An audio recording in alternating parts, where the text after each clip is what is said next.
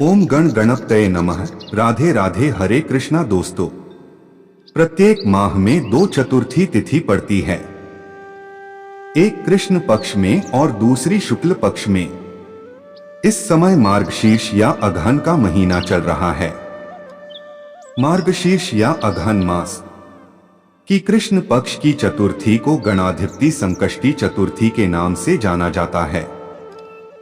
इस दिन चतुर्थी का व्रत रखा जाता है और भगवान गणेश की पूजा की जाती है। मान्यता है कि इस दिन गणेश जी की पूजा करने से जीवन में आ रही सभी समस्याएं दूर हो जाती हैं और उसके जीवन में आने वाले सभी प्रकार के दुख दूर हो जाते हैं। साथ ही व्यक्ति को सुख समृद्धि का आशीर्वाद प्राप्त होता है। तो चलिए मित्रों, सुनते हैं संकष्टी चतुर्थी व्रत की पहली कथा। गणाधिपति अगहन संकष्टी चतुर्थी व्रत की पहली कथा के अनुसार एक समय कैलाश में माता पार्वती तथा श्री गणेश जी महाराज विराजमान थे। तब 12 माह की गणेश चतुर्थी का प्रसंग चल पड़ा। पार्वती जी ने पूछा कि हे पुत्र, अगहन मास की चतुर्थी को गणेश की पूजा कैसे करनी चाहिए? अगहन मास के गणपति देवता का क्या नाम है? उनके पूजन आदि का क्या विधान है? सो आप मुझसे कहिए। गणेश जी ने कहा कि महादेवी, अगहन चतुर्थी के दिन गणाधिपति नामक गणेश की पूजा करनी चाहिए। दिन भर व्रत रखकर रात्रि में चंद्र को अर्घ्य देकर पूजन संपन्न करना चाहिए। ब्राह्मण भोजन के अनंतर स्वयं व्रती को इस दिन पंचगव्य पान करके रहना चाहिए। यह व्रत संकट नाशक है। इसके स्मरण मात्र से ही मनुष्य को सिद्धि मिलती है। तो चलिए सुनते हैं अगहन गणेश चतुर्थी व्रत की कथा। प्राचीन काल में सतयुग में मकरध्वज नामक एक राजा हुए। वे प्रजा पालन के प्रेमी थे। उनके राज्य में कोई निर्धन नहीं था। चारों वर्ण अपने अपने धर्मों का पालन करते थे। प्रजा को चोर डाकू आदि का भय नहीं था। प्रजा स्वस्थ रहती थी। सभी लोग उदार, सुंदर, बुद्धिमान, दानी और धार्मिक थे। इतना सुंदर राज्य शासन होते हुए भी राजा को पुत्र की प्राप्ति नहीं हुई थी। तत्पश्चात महर्षि याज्ञवल्क्य की कृपा से उन्हें कालांतर में एक पुत्र की प्राप्ति हुई। राजा राज्य का भार अपने मंत्री धर्मपाल पर सौंपकर विविध प्रकार के खेल खिलौने से अपने राजकुमार का पालन पोषण करने लगे। राज्य शासन हाथ में आ जाने के कारण मंत्री धर्मपाल धन धान्य द्वारा समृद्ध हो गए। मंत्री महोदय को एक से बढ़कर एक 5 पुत्र हुए। मंत्री पुत्रों का धूमधाम के साथ विवाह हुआ और वे सब धन का उपभोग करने लगे। मंत्री के सबसे छोटे बेटे की बहू अत्यंत धर्मप्राणी थी। अगहन संकष्टी चतुर्थी आने पर उसने भक्तिपूर्वक गणेश जी की पूजा की। उसका पूजन और व्रत देखकर उसकी सास कहने लगी, करी क्या तंत्र मंत्र द्वारा मेरे पुत्र को वश में करने का उपाय कर रही है? बार बार सास के निषेध किए जाने पर भी जब बहू नहीं मानी तो सास ने कहा, अरे दुष्टा, तू मेरी बात मान नहीं रही है। मैं पीट कर तुझे ठीक कर दूंगी। मुझे यह सब तांत्रिक अभिचार पसंद नहीं है। इसके उत्तर में बहू ने कहा, हे सासू मां, मैं संकट नाशक गणेश जी का व्रत कर रही हूँ। यह व्रत अत्यंत फलदायक होता है। अपनी बहू की बात सुनकर उसने अपने पुत्र से कहा, हे पुत्र, तुम्हारी बहू जादूटोन पर उतारू हो गई है। मेरे कई बार मना करने पर भी वह दुराग्रह वश नहीं मान रही है। इस दुष्टा को मारपीट के ठीक कर दो। मैं गणेश जी को नहीं जानती, ये कौन है और इसका व्रत कैसे होता है? हम लोग तो राजकुल के मनुष्य हैं, फिर हम लोगों की किस विपत्ति को ये नष्ट करेंगे? माता की प्रेरणा से उसने बहू को मारा पिटा। इतनी पीड़ा सहकर भी उसने व्रत किया। पूजनोपरांत वह गणेश जी का स्मरण करती हुई उनसे प्रार्थना करने लगी कि हे गणेश जी, हे जगतपति, आप हमारे सास ससुर को किसी प्रकार का कष्ट दीजिए, हे गणेश्वर, जिससे उनके मन में आपके प्रति भक्ति भाव जागृत हो। गणेश जी ने सबके देखते ही देखते राजकुमार का अपहरण करके मंत्री धर्मपाल के महल में छिपाकर रख दिया। बाद में उसके वस्त्र आभूषण आदि उतार कर राजमहल में फेंक दिए और स्वयं अंतर्धान हो गए। इधर राजा ने अपने पुत्र को शीघ्रता से पुकारा, परंतु कोई प्रत्युत्तर न मिला। फिर उन्होंने मंत्री के महल में जाकर पूछा कि मेरा राजकुमार कहाँ चला गया।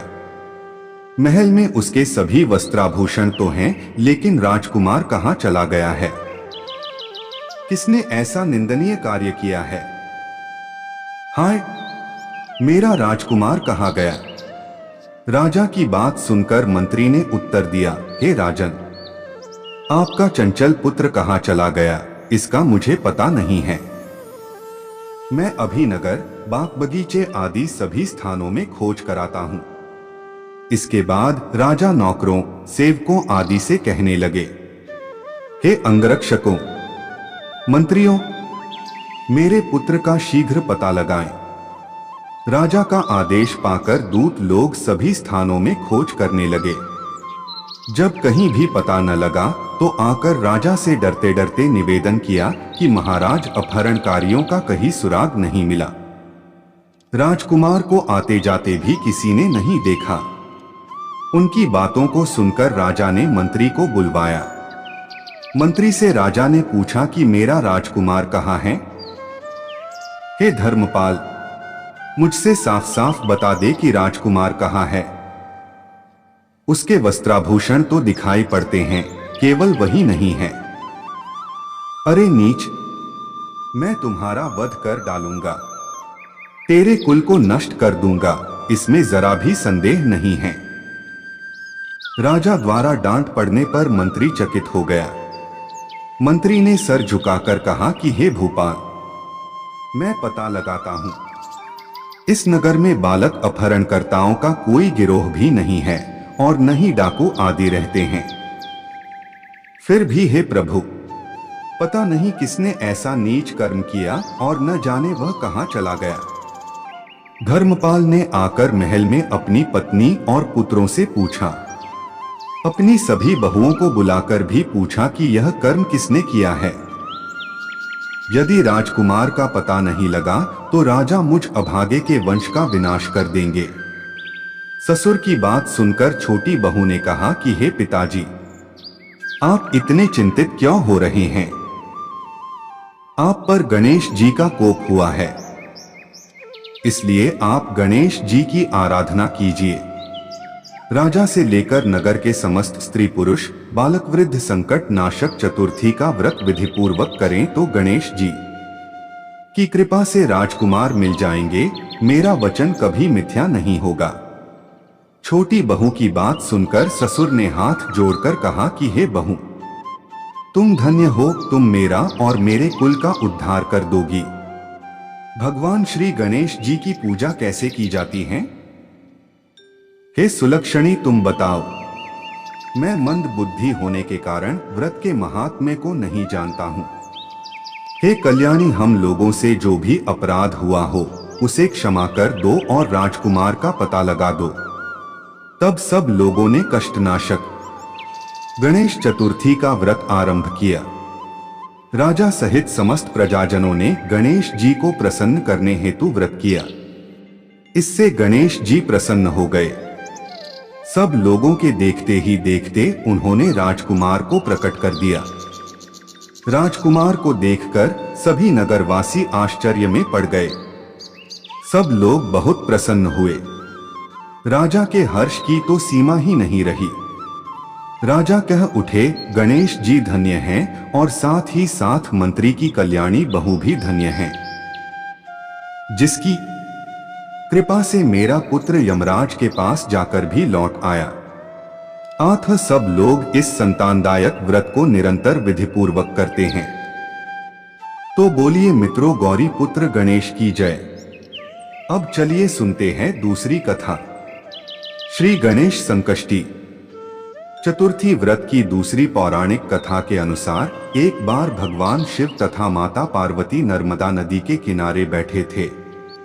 वहां एक सुंदर स्थान पर माता पार्वती ने भगवान शिव से समय व्यतीत करने के लिए चौपड़ खेलने को डोट कहा। शिव चौपड़ खेलने के लिए तैयार हो गए, परंतु उन्होंने माता पार्वती से पूछा कि हम इस खेल को खेलेंगे तो इस खेल में हार जीत का फैसला कौन करेगा। यह प्रश्न उनके समक्ष उठा तो भगवान शिव ने कुछ तिनके एकत्रित कर उसका एक पुतला बनाकर उसकी प्राण प्रतिष्ठा कर दी और पुतले से कहा, बेटा हम चौपड़ खेलना चाहते हैं, परंतु हमारी हार जीत का फैसला करने वाला कोई नहीं है, इसीलिए तुम बताना कि हम दोनों में से कौन हारा और कौन जीता। उसके बाद भगवान शिव और माता पार्वती का चौपड़ खेल शुरू हो गया। यह खेल 3 बार खेला गया और संयोग से तीनों बार माता पार्वती ही जीत गईं। खेल समाप्त होने के बाद बालक से हार जीत का फैसला करने के लिए कहा गया। महादेव का भक्त होने के कारण उस बालक ने महादेव को विजयी बताया। यह बात सुनकर माता पार्वती क्रोधित हो गईं और क्रोध में उन्होंने बालक को लंगड़ा होने, कीचड़ में पड़े रहने का श्राप दे दिया। बालक ने विनम्रता पूर्वक माता पार्वती से माफी मांगी और कहा कि यह मुझसे अज्ञानतावश ऐसा हुआ है, मैंने किसी द्वेष भाव में ऐसा नहीं किया। बालक द्वारा क्षमा मांगने पर माता ने कहा, यहाँ गणेश पूजन के लिए नाग कन्याएं आएंगी, उनके कहे अनुसार तुम गणेश व्रत करो, ऐसा करने से तुम मुझे प्राप्त करोगे। यह कहकर माता पार्वती शिव के साथ कैलाश पर्वत पर चली गईं। 1 वर्ष के बाद उस स्थान पर नाग कन्याएं आईं। तब नाग कन्याओं से श्री गणेश के व्रत की विधि मालूम करने पर उस बालक ने 21 दिन लगातार गणेश जी का व्रत किया। उसकी श्रद्धा से गणेश जी प्रसन्न हुए। उन्होंने बालक को मनोवांछित फल मांगने के लिए कहा।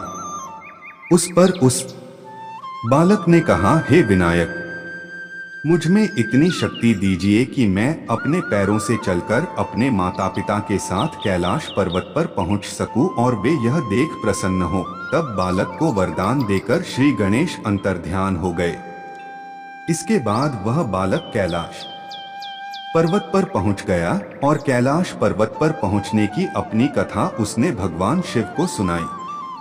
चौपड़ वाले दिन से माता पार्वती शिवजी से विमुख हो गई थीं, अतः देवी के रुष्ट होने पर भगवान शिव ने भी बालक के बताए अनुसार 21 दिनों तक श्री गणेश का व्रत किया। इस व्रत के प्रभाव से माता पार्वती के मन से भगवान शिव के लिए जो नाराजगी थी वह समाप्त हो गई। वे शीघ्र ही कैलाश पर्वत पर आ पहुंची। वहां पहुंचकर पार्वती जी ने शिवजी से पूछा, भगवंत, आपने ऐसा कौन सा उपाय किया जिसके फलस्वरूप मैं आपके पास भागी भागी आ गई हूं। शिवजी ने गणेश व्रत का इतिहास उनसे कह दिया। तब यह व्रत विधि भगवान शंकर ने माता पार्वती को बताई।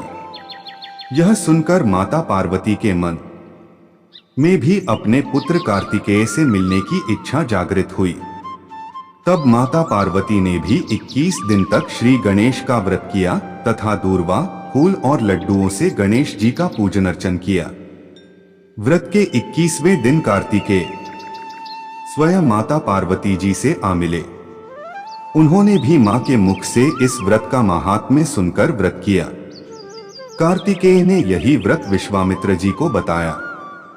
विश्वामित्र जी ने व्रत करके गणेश जी से जन्म से मुक्त होकर ब्रह्मऋषि होने का वर मांगा। गणेश जी ने उनकी मनोकामना पूर्ण की।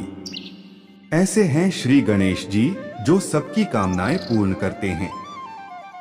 उस दिन से श्री गणेश चतुर्थी का यह व्रत समस्त मनोकामनाओं की पूर्ति करने वाला व्रत माना जाता है। इस व्रत को करने से मनुष्य के सारे कष्ट दूर होकर मनुष्य को समस्त सुख सुविधाएं प्राप्त होती हैं। अब चलिए सुनते हैं तीसरी कथा। मित्रों, द्वापर युग में युधिष्ठिर ने भगवान से पूछा, हे कृष्ण जी, मैंने सुना है कि अगहन संकष्टी चतुर्थी को गणाधिपति चतुर्थी कहते हैं। हे जगदीश्वर, आप कृपा करके मुझसे विस्तार पूर्वक इस कथा का श्रवण कराइए।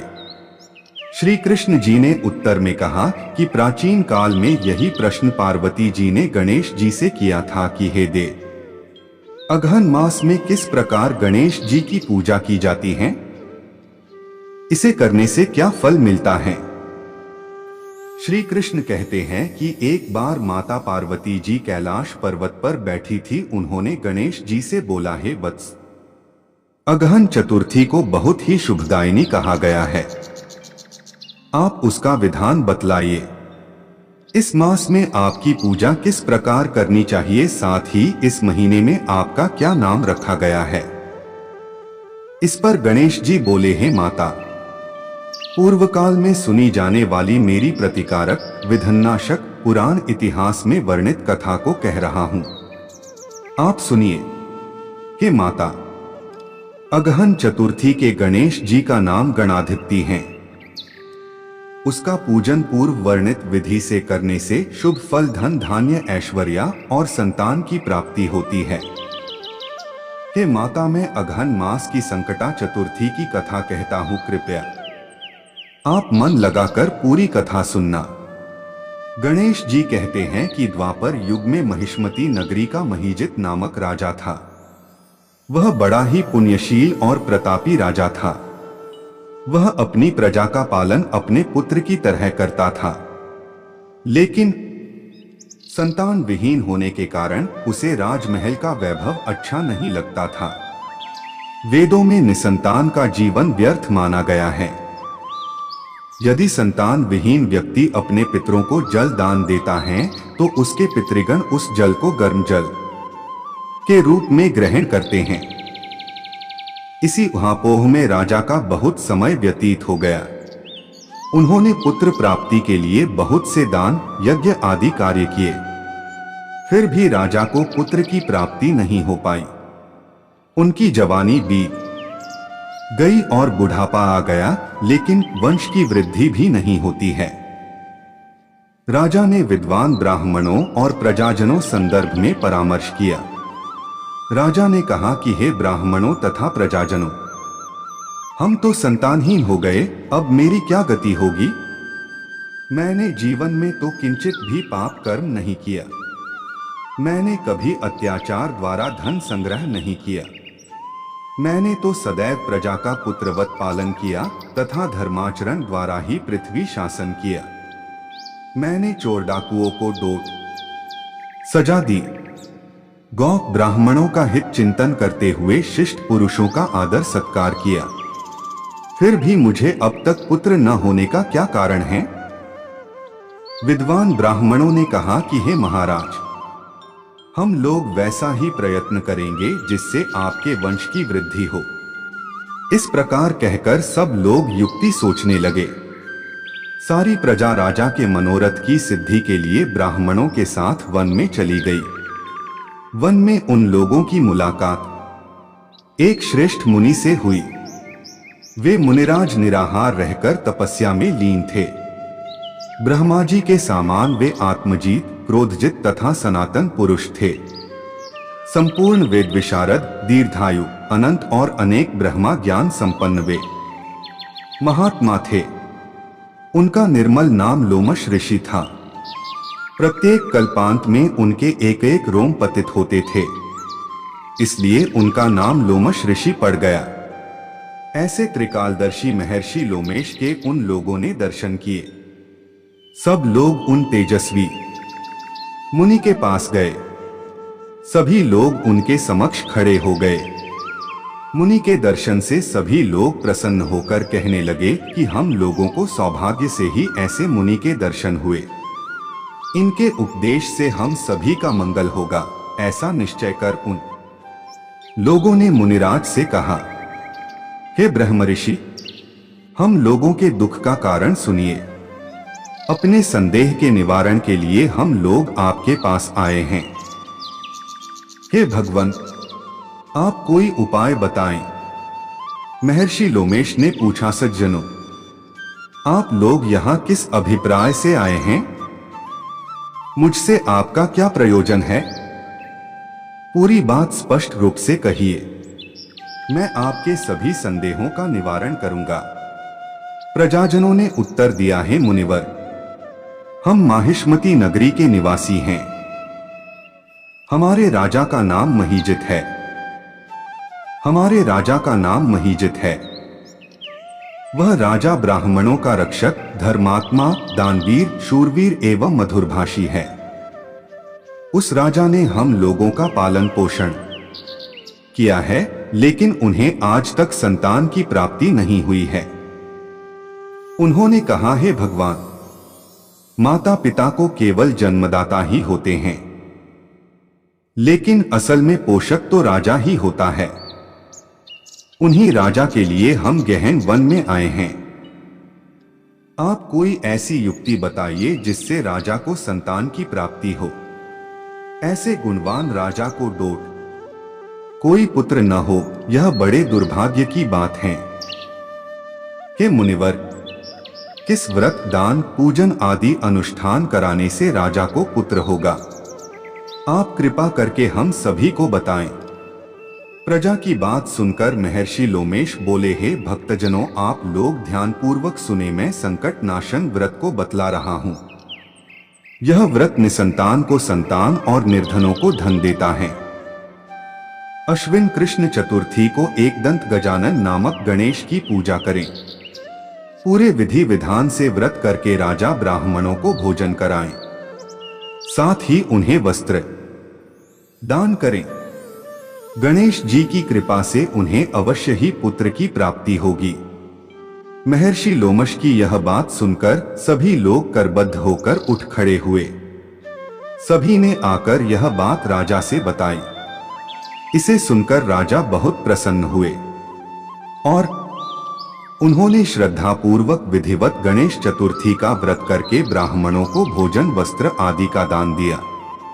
रानी सुदक्षिणा को गणेश जी कृपा से 9 माह बाद एक सुंदर और सुलक्षण पुत्र की प्राप्ति हुई। श्री कृष्ण जी कहते हैं कि हे राजन, इस व्रत का ऐसा ही शुभ फलदायी प्रभाव है। जो व्यक्ति इस व्रत को श्रद्धा पूर्वक करें, वे समस्त सांसारिक सुख के अधिकारी होंगे। श्री कृष्ण जी ने कहा कि हे महाराज, आप भी इस व्रत को विधि पूर्वक कीजिए। श्री गणेश जी की कृपा से आपकी सभी मनोकामनाएं पूरी होंगी। साथ ही साथ आपके शत्रुओं का भी नाश होगा। भक्तों, यह थी तीसरी कथा।